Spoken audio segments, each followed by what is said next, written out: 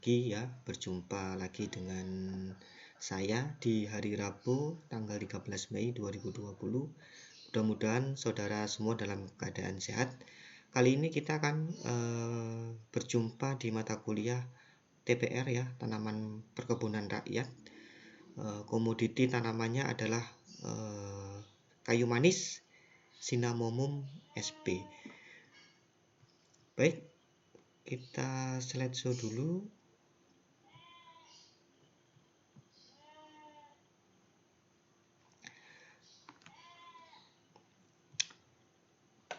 Indonesia merupakan eksportir kayu manis nomor 1 di dunia ya. Jadi negara Indonesia merupakan negara penghasil kayu manis yang paling banyak di dunia ya, yaitu nomor 1 ekspornya memang yang dituju adalah negara Eropa, Amerika ya, di mana ekspor itu dihasilkan dari wilayah Indonesia, yaitu dengan 60% di daerah Kerinci, Jambi, dan Indonesia menempati 85% market di dunia. Jadi kayu manis ini memang klasifikasinya masuk sebagai tanaman rempah ya. Dan kayu manis ini memang kalau di daerah Kerinci banyak tumbuh di daerah hutan ya, sehingga kayu manis ini memang masuk dalam komoditi tanaman perkebunan. Nanti kita akan membahas yang pertama kaitannya dengan budidaya kayu manis itu sendiri, kemudian pengolahannya, kemudian bagaimana bentuk pemasarannya di dunia dalam bentuk apa saja. Perlu saudara ketahui ya bahwa minimum usia produksi kayu itu memang baru bisa dihasilkan saat tanaman kayu manis ini sudah berumur 7 tahun. Memang yang menjadi tujuan marketnya ya, jadi kayu manis ini memang yang dituju adalah negara yang memiliki cuaca musim dingin. Memang kenapa kok musim dingin yang dituju, karena memang kayu manis ketika diproduksi oleh negara yang bermusim dingin, memang salah satu fungsi kayu manis adalah mengandung minyak atsiri, berfungsi untuk menghangatkan tubuh manusia. Kemudian ya, beberapa petani memang memanfaatkan kayu manis sebagai bentuk investasi ya. Walaupun skalanya berbagai macam ya, ada yang skalanya skala rakyat, ada yang skala perusahaan, sehingga nanti kita akan bahas satu persatu kaitannya dengan kayu manis. Kayu manis kalau kita lihat rentangnya memang banyak tumbuh ya di daerah yang lintangnya adalah 0 derajat. Kebetulan Indonesia masuk dalam kategori ini, yaitu daerah yang khatulistiwa, iklimnya adalah iklim subtropis. Jadi kalau ditanya kayu manis itu apa ya, jadi memang kayu manis adalah tanaman yang memiliki sumber kulit ya, dan rasanya memang manis, buahnya juga, daun, dan mengandung minyak esensial. Spesiesnya memang dikenal dengan Cinnamomum ya, jadi menghasilkan minyak atsiri ya, kemudian memiliki aroma. Ini berdasarkan keterangan Jaya Prakarsa et al. Tahun 97 dan Kaul et al. Tahun 2003. Jadi ini ya, kalau yang tidak tahu tanamannya ya, tanaman masih bibit kayu manis, kemudian kalau sudah tanaman itu sudah besar, kemudian dipanen, kemudian sudah dalam bentuk kemasan ya. Jadi gambar-gambar ini adalah menunjukkan gambar saat sudah bibit hingga panen. Berikutnya saya jelaskan mengenai peta penyebaran kayu manis di dunia ya. Memang salah satu tadi sudah di pendahuluan sudah saya sebutkan, penghasil kayu manis salah satunya adalah Indonesia yang terbesar ya, 85% untuk memenuhi kebutuhan pasar dunia ya. Jadi kalau kita lihat di dalam peta dunia ini, memang Cinnamomum itu hampir diproduksi di negara yang mayoritas mendekati lintang 0 derajat atau daerah yang khatulistiwa. Jadi memang kalau kita lihat di sebelah utara ini memang daerah utara yang suhunya adalah suhu rendah, suhu dingin, kemudian ada suhu selatan juga suhu yang dingin ya, tetapi dia tidak bisa banyak tumbuh dan tumbuh di daerah yang lintangnya 0 derajat seperti halnya di Indonesia ya. Kemudian beberapa ada di Afrika dan beberapa juga ditemui di Amerika Latin ya. Salah satu ya Cinnamomum yang paling banyak ditemui di dunia adalah Cinnamomum yang berasal dari Indonesia, Cinnamomum burmani Bloom ya. Kemudian ada Cinnamomum zeylanicum Bloom, ini juga ada di daerah Sri Lanka dan India.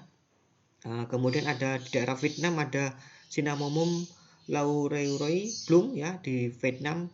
Kemudian ada Cinnamomum aromaticum Nis dari India, dari Indonesia, Malaysia, Thailand dan Vietnam ya. Dan yang bertanda kotak merah Cinnamomum burmani Bloom ini memang spesialis ya, memang ada di Indonesia, daerah Kerinci, provinsi Jambi. Sebenarnya kalau kita lihat ada berapa spesies kayu manis, memang banyak ya, ada 250 spesies kayu manis ya. Jadi banyak sekali dan memiliki karakteristik yang berbeda-beda ya. Hanya saja yang laku di pasaran sekarang adalah Cinnamomum burmani. Ini ada peta penyebaran kayu manis di Indonesia ya. Jadi di Indonesia itu ada 5 jenis kayu manis ya, spesies. Ada Cinnamomum burmani ya. Memang banyak di daerah Sumatera, yaitu meliputi Sumatera Barat, Jambi sendiri yang paling banyak ya. Kemudian ada Sumatera Utara, Bengkulu. Ada juga ditemui juga di Jawa Barat, Jawa Tengah, Jawa Timur dan Maluku. Kemudian ada Cinnamomum zeylanicum, yaitu di Sulawesi Utara ya. Kemudian juga ada Cinnamomum parthenosilon di daerah Kalimantan ya. Kemudian Cinnamomum aromaticum di daerah Jawa Tengah ya, Kebumen, Baturaden, Purwokerto ya. Cuma memang produksinya tidak sebanyak di daerah Jambi.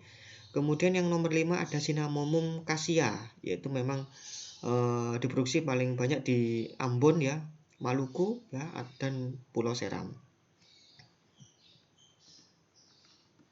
Berikutnya taksonomi Cinnamomum ya, atau kayu manis ini ada kingdom ya. Kingdom itu masuk dalam plante atau tanaman ya. Kemudian subkingdomnya adalah Tracheobionta ya, atau tanaman yang berpembuluh ya. Kemudian ada super divisinya masuk Spermatophyta, tanaman berbiji ya. Kemudian divisinya masuk Magnolephyta, yaitu adalah tanaman yang berbunga ya. Kemudian yang berikutnya kelasnya masuk Magnoliopsida atau tanaman dikotil ya.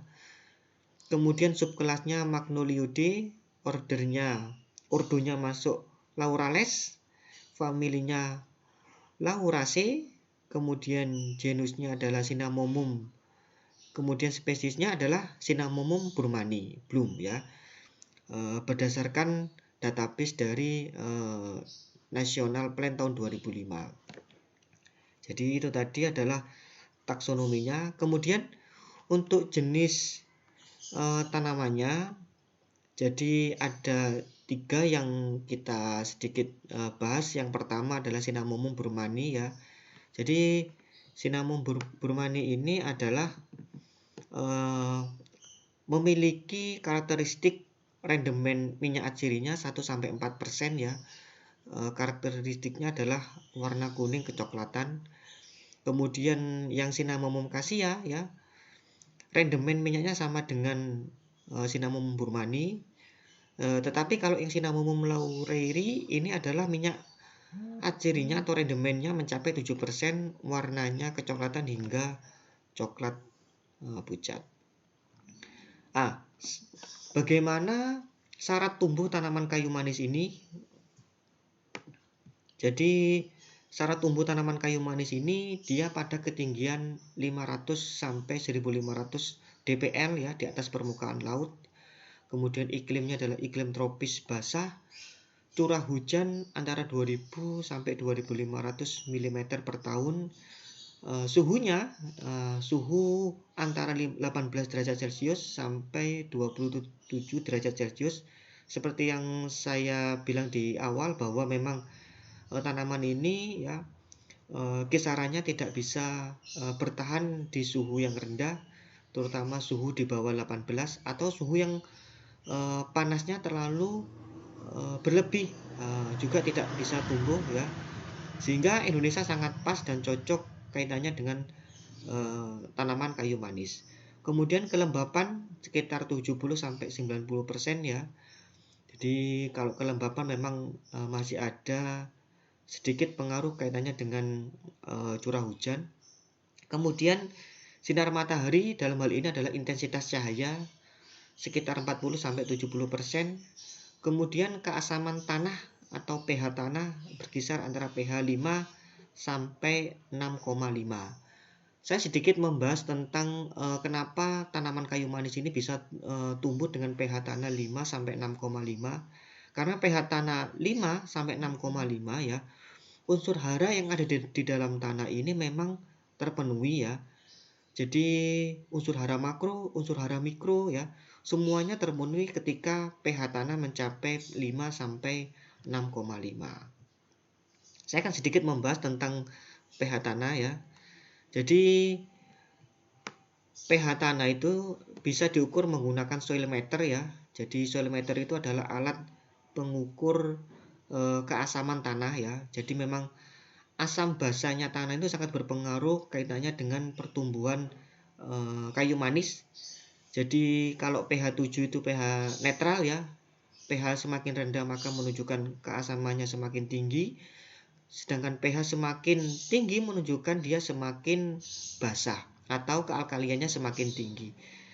Saudara coba lihat ya, ini ada range optimal ya. Jadi sebenarnya range optimalnya bukan 7, walaupun 7 masuk dalam kategori pH netral. Kenapa 7 tidak masuk dalam kategori optimal? Kalau saudara lihat di sini saat pH 7 justru kandungan Fe besi tidak dalam kondisi yang maksimal. Artinya unsur Fe ini ya, ini masih dalam kapasitas yang masih dirasa kurang ya.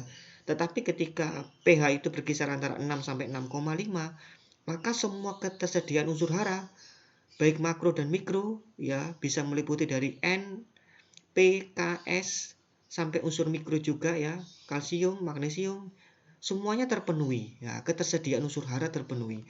Jadi ketika ketersediaan unsur hara terpenuhi, maka pertumbuhan tanaman dalam hal ini adalah kayu manis, maka sangat berkembang secara optimal. Nah, jadi ya, tanah itu mempengaruhi penyerapan unsur hara. Yang pertama, pH mempengaruhi pertumbuhan akar tanaman dan mikroba tanah ya. Jadi akar tanaman dalam hal ini tanaman kayu manis cocok dengan kondisi pH 5,5 sampai 6,5. Yang ketiga ya, pelapukan batuan pada kondisi masam akan melepaskan beberapa unsur hara, salah satunya ada potasium, magnesium, kalsium dan mangan. Jadi memang jadi saya simpulkan pH 5,5 sampai 6,5 ini adalah pH yang optimal, yang cocok untuk pertumbuhan tanaman kayu manis. Yang berikutnya mengenai perbanyakan tanaman ya. Jadi perbanyakan tanaman ini untuk kayu manis ya, itu ada dua ya, yaitu perbanyakan tanaman secara vegetatif dan generatif. Kalau yang secara generatif yaitu secara melalui biji ya, diperoleh dari pohon induk, di mana bisa diproduksi bijinya ketika tanaman kayu manis tersebut sudah berusia lebih dari 10 tahun ya, dan telah masak sempurna. Memang cara generatif ini cara yang boleh dibilang cukup lama ya, karena masih harus menunggu tumbuh bijinya terlebih dahulu dan menunggu masa yang rentangnya adalah rentang yang sangat lama. Tetapi yang paling banyak perbanyakan tanaman kayu manis ini memang secara vegetatif ya. Jadi bisa dengan menggunakan cara cek ya, kemudian menggunakan cara cangkok, kemudian cara cabang air, kemudian ada layering ya, dan beberapa juga memelihara tunas tumbuh pada tunggal bekas pohon yang sudah ditebang. Jadi beberapa kayu manis ada yang sudah ditebang ya, tetapi dia tumbuh kembali tunasnya dan memanfaatkan tunas tersebut sebagai perbanyakan tanamannya. Kita bahas satu-satu ya. Kalau stek saudara sudah paham, cangkok sudah paham ya. Gambar di sini adalah gambar bibit-bibitnya tanaman kayu manis. Saya akan membahas mengenai bagaimana perbanyakan tanaman secara cabang air. Coba saudara lihat ya, jadi cabang air itu ya pohon yang dirasa sudah memenuhi kriteria ya, kemudian dilakukan pembelahan ya, jadi kemudian pembelahan itu masuk dalam air. Nah, di mana di air di sini sudah terpenuhi beberapa unsur hara ya, jadi juga diberikan supaya percepatan pertumbuhan akar ya. Saudara bisa lihat ya, jadi ini adalah tanaman yang sudah tumbuh akar panjang. Ini adalah akar yang dimana sudah mulai terlihat secara kecil. Jadi kalau kita lihat sebelumnya dia belum banyak tumbuh akar, sesudahnya seperti gambar di bawah, gambar di yang saya tunjuk di kursor ini kelihatan beberapa akar. Dan kalau sudah akarnya tumbuh maka bisa kita potong. Ya, ini terlihat garisan potongan ini adalah akar istilahnya pembelahan yang awal dilakukan ya. Kalau sudah seperti ini maka bisa dipindah menjadi bentuk tanaman baru. Kemudian tadi juga ada perbanyakan secara layering ya. Jadi perbanyakan secara layering itu apa? Yaitu modelnya seperti ini ya. Ada beberapa bagian dari tanaman kayu manis, kemudian dibengkokkan, kemudian dimasukkan ke dalam tanah, kemudian diberikan tanaman yang lurus dan akan bergerak kembali. Nanti yang ada di dalam tanah ini akan muncul timbul akar ya, sehingga nanti kalau sudah akarnya sudah banyak dia bisa dipotong ya, akan membentuk tanaman baru. Jadi perbanyakan tanaman yang kayu manis tadi ada stek ya, kemudian ada cangkok, kemudian ada air ini sendiri, dan beberapa ada layering. Berikutnya ya, penanaman kayu manis ini di lapang dilakukan setelah bibit berusia 8-12 bulan. Jadi kalau bibit sudah 8-12 bulan, maka baru boleh dilakukan di lapang dengan catatan tinggi ya mencapai 60-80 cm. Jadi ini sangat berkaitan ya.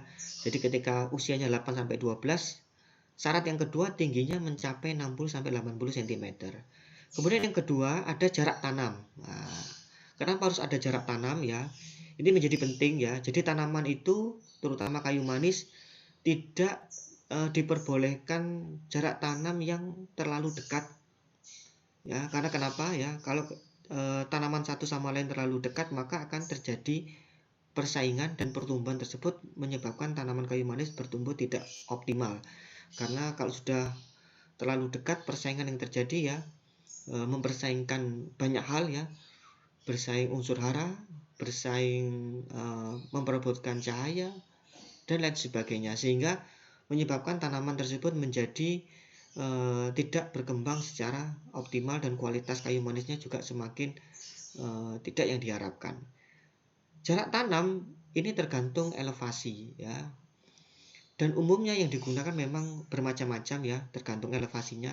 Ada yang 1,5 melawan 1,5, ada yang juga jarak tanamnya 2 meter kali 2 meter, ada yang 2,5, ada yang 3 meter, ada yang 4 meter. Tetapi yang paling bagus jarak tanamnya adalah 2 kali 3 meter. Ini ada bertujuan agar yang diperoleh dari tanaman ini supaya apa?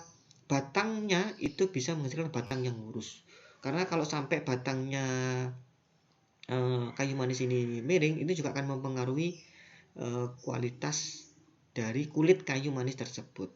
Jadi yang paling bagus adalah jarak tanamnya adalah 2 kali 3 meter. Kemudian hama penyakit.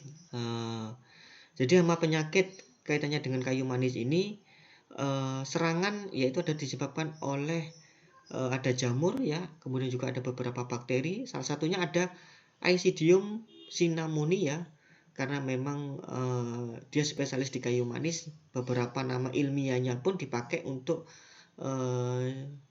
hama penyakitnya. Salah satunya adalah Aisidium cinnamoni. Kemudian ada Pestalosia cinnamoni dan ada juga Cephalourus virescens ya. Jadi penyakit-penyakit ini memang rata-rata menyerang 40-80% ya, yang mengakibatkan daun busuk dan gugur ya, sehingga nanti akan lama-kelamaan merusak tanaman itu sendiri, dan lama-kelamaan akan kering, dan lama-lama kelamaan juga akan mengakibatkan kematian.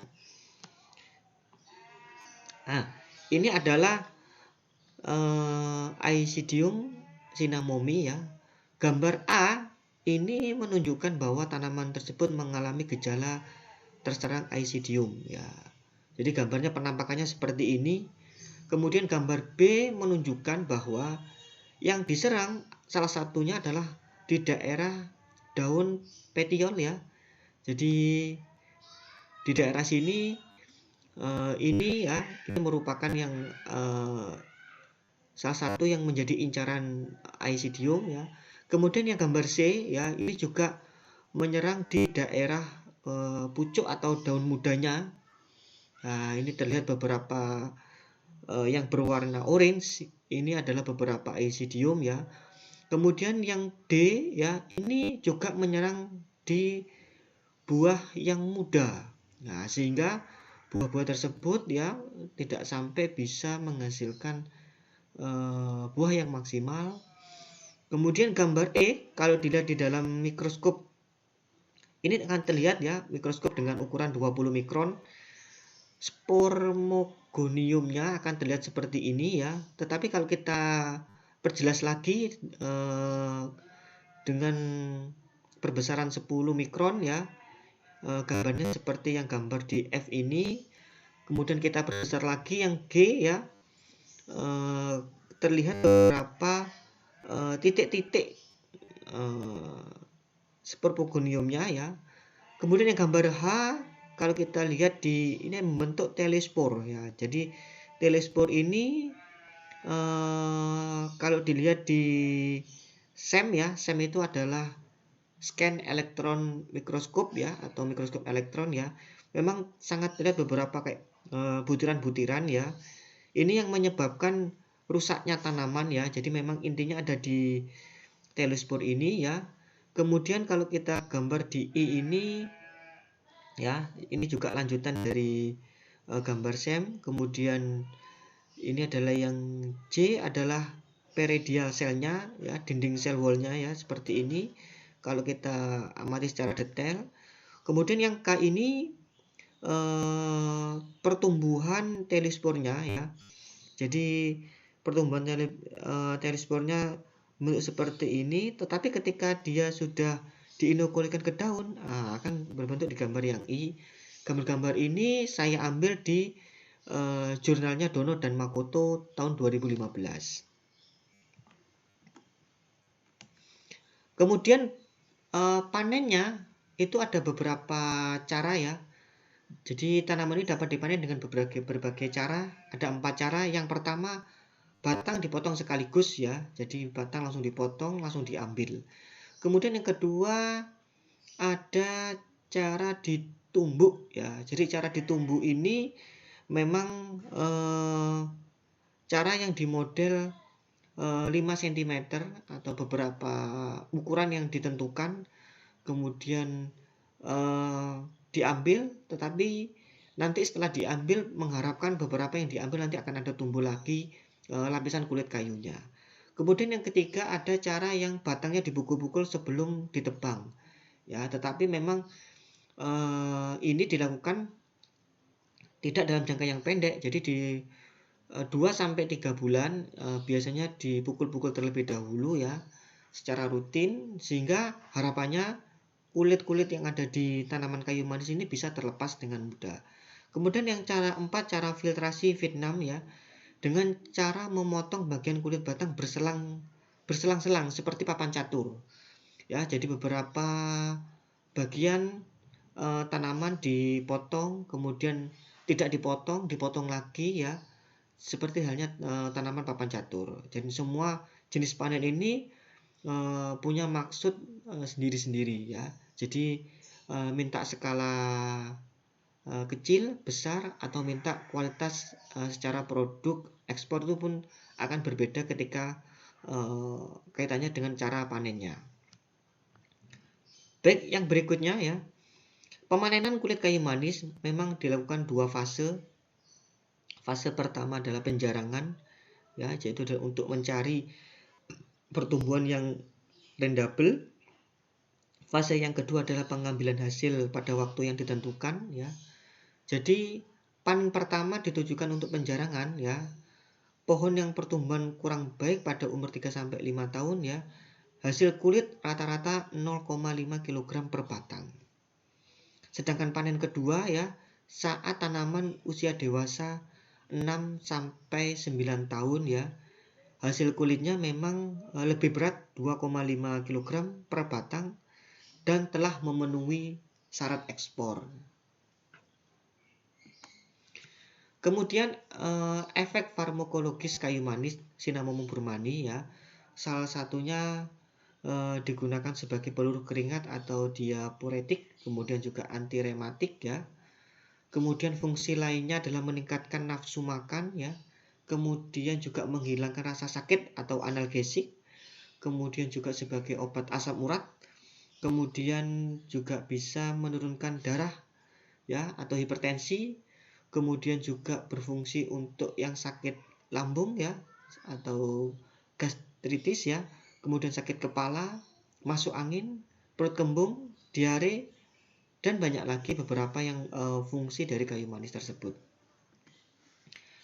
Kalau kita lihat provinsi di Indonesia yang paling banyak memang potensi terbesarnya ada potensi di daerah Jambi ya. Kalau kita lihat daerah Jambi sendiri yang paling banyak adalah daerah Kerinci ya, 53.490 ya, tahun 2009 ya.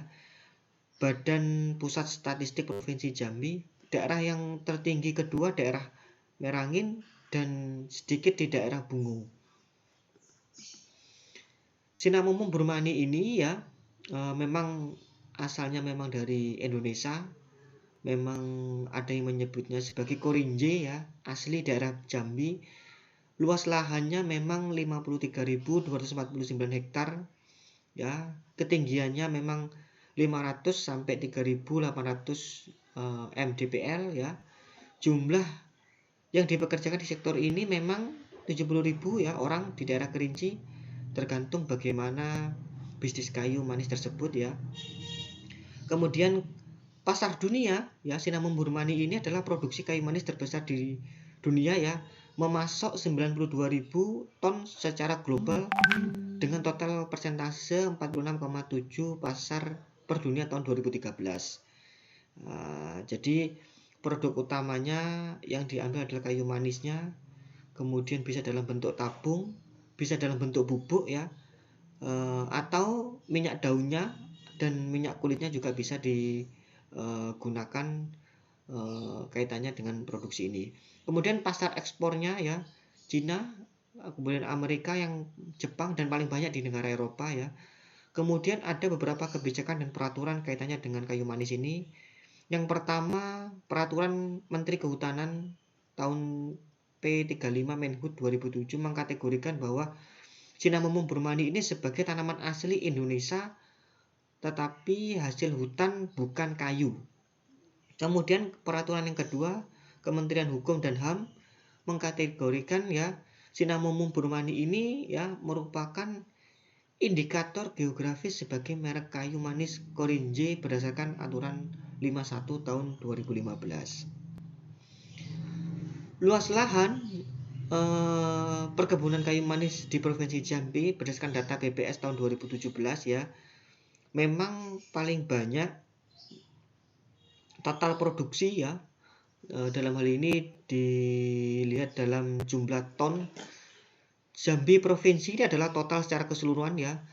Kalau kita lihat mulai tahun 2007 sampai 2016 total produksi terbanyak memang ada di tahun 2011, yaitu sebesar 58.215 ton ya.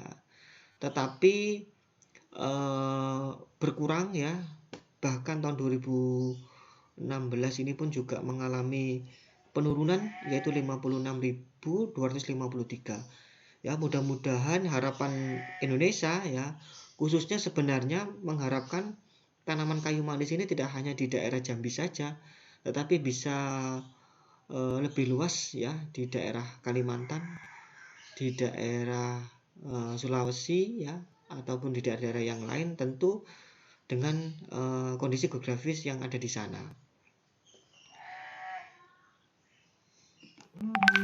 Market terbesar kayu manis di dunia ya, itu ada Burmani sama jenis Ceylon ya. Ada perbedaan yang mendasar Burmani dan Ceylon, tetapi yang paling banyak memang Burmani. Ceylon tidak begitu banyak diminati seperti halnya Burmani ya. Bagaimana karakteristiknya? Yang pertama ya, kalau Burmani ini warnanya lebih gelap ya, kemudian kemerah-merahan, coklat kemerah-merahan. Tetapi kalau yang Ceylon ini lebih terang ya, coklat tetapi coklatnya masih coklat yang sifatnya terang. Kemudian rasanya, kalau yang Ceylon ini rasanya sedikit manis, rasanya halus, ringan ya. Tetapi kalau yang Burmani ini rasanya kuat, kemudian pedasnya ini kuat ya. Kemudian manisnya itu lebih manis ketimbang yang Ceylon. Kemudian kaitannya dengan karakteristik sticknya, sedangkan untuk yang Ceylon ini sticknya adalah halus ya, tetapi kalau yang Burmani ini lebih keras dan tidak mudah patah, tetapi kalau yang Ceylon ini halus dan mudah patah ya. Ini adalah perbedaan karakteristik yang menjadi market terbesar kayu manis di dalam dunia. Tetapi yang paling banyak diminati adalah spesialis yang Burmani atau dikenal dengan Korinje cinnamon. Kemudian bagaimana pemasaran di daerah luar ya. Jadi memang dalam bentuk patahan atau chip, ada yang juga diolah dalam bentuk bubuk, ada yang diolah dalam bentuk stick panjang dengan ukuran 12-25 cm, ada yang juga stick dalam ukuran yang 6-8 cm. Jadi ini adalah beberapa komoditas ya, dengan berbagai macam bentuk olahannya. Next, ini adalah produksi global cinnamomum ya, tahun 2012, tahun 2013 ya. Kalau kita lihat dari berbagai macam negara ya, Indonesia merupakan produksi kayu manis tertinggi ya di dunia, melebihi negara Cina yang menduduki posisi yang kedua, kemudian Vietnam, Sri Lanka, dan Madagaskar. Indonesia yaitu sebesar 83.176,79 ton ya. Ini cukup banyak dan tertinggi ya, ketimbang beberapa negara yang lain. Selanjutnya untuk konsumsi target pasar, yaitu adalah di negara Eropa ya. Kalau kita lihat ya, dari negara Eropa tertinggi yang menjadi pasar bagi Indonesia adalah memang negara Belanda. Ini adalah negara yang paling banyak mengkonsumsi kayu manis. Yang kedua diikuti oleh negara Jerman ya. Ini adalah negara Jerman. Kemudian yang kedua adalah negara Spanyol dan beberapa negara-negara yang lainnya. Jadi memang kalau kita lihat dari konsumen Eropa, Belanda lah yang paling banyak kaitannya mengkonsumsi kaitannya dengan kayu manis. Maka kalau kita lihat sejarahnya ya, memang penjajah dulu di Indonesia memang dari Belanda ya, sehingga Belanda memanfaatkan Indonesia karena memang kondisi iklim yang cocok untuk kayu manis dulu memang masuk dalam kategori rempah-rempah, sehingga hasil produksi kayu manis akan dikirim lagi oleh Belanda, dan sampai sekarang Belanda masih mengkonsumsi tertinggi kayu manis negara di Eropa. Ini adalah list pasar yang menjadi penting tahun 2006 ya. Memang selain Belanda tadi ada negara Belgia ya, ini mencapai ekspor nilainya 398 juta US dollar ya. Negara Belgia ini memang negara yang juga salah satu kaitannya dengan ekspor yang menjadi target pasar oleh Indonesia. Berikutnya, tantangan perdagangan kayu manis di pasar Eropa. Yang pertama, pasarnya terbatas ya, jadi memang tidak banyak. Kemudian mensyaratkan beberapa, ada sertifikasi produk berkelanjutan ya. Jadi kalau sudah produk itu tersertifikasi, ada standar-standar yang diminta oleh pasar ya, standar kualitas ya, baik dari segi packaging, dari segi bentuk, kemudian dari segi ukuran ya. Ini menjadi pertimbangan ya, tantangan bagi perdagangan yang ada di Indonesia. Kemudian yang kedua, kebutuhan pembeli ya.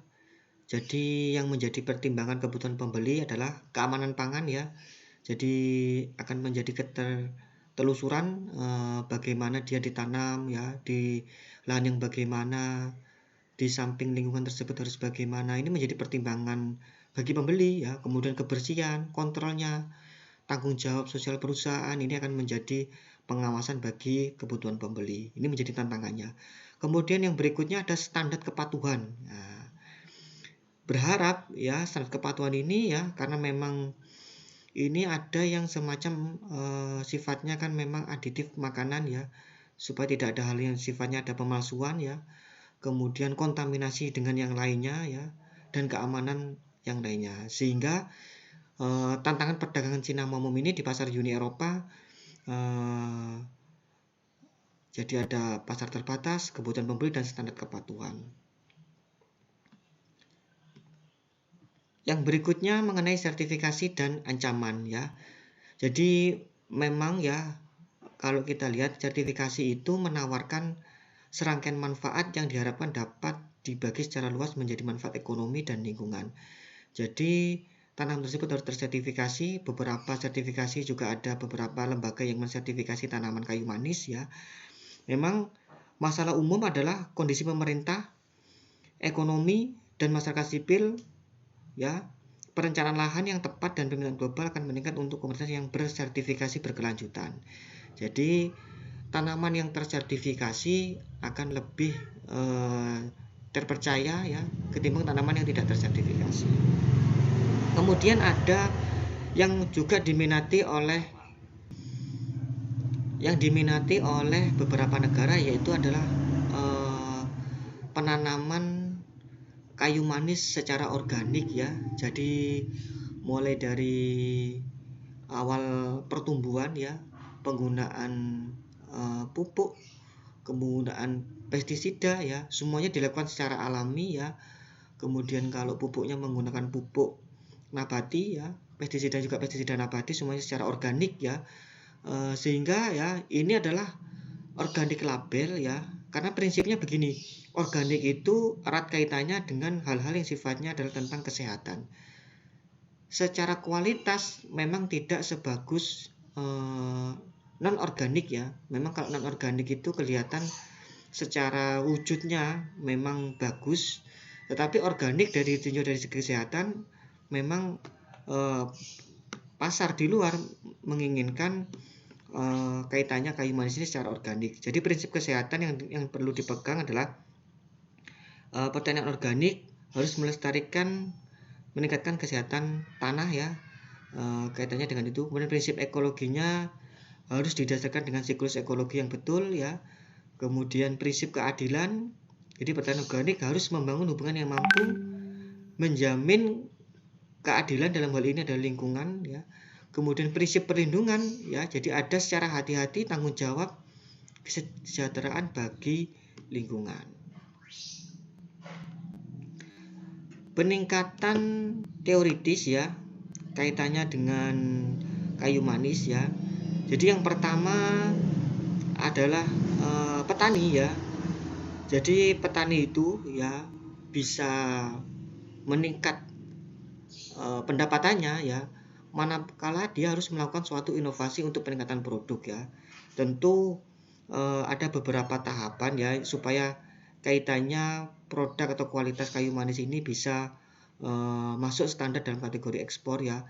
Yang kedua ya, kaitannya petani ya, ini juga harus berkaitan dengan kondisi yang sadar lingkungan ya.